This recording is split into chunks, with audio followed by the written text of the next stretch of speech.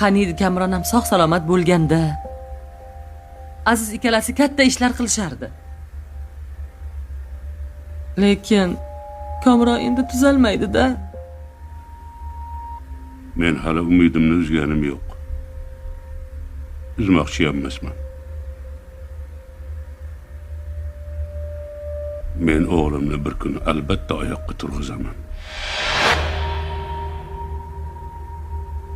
Kamronni davolatishga yo'l qo'ymaslik kerak. Agar u tuzalsa, shuncha harakatimiz bekorga ketadi.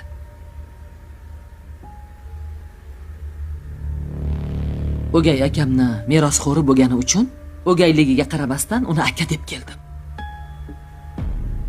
Oyi, menga tog'am boyliklarini qoldirishiga ko'zim yetmaydi.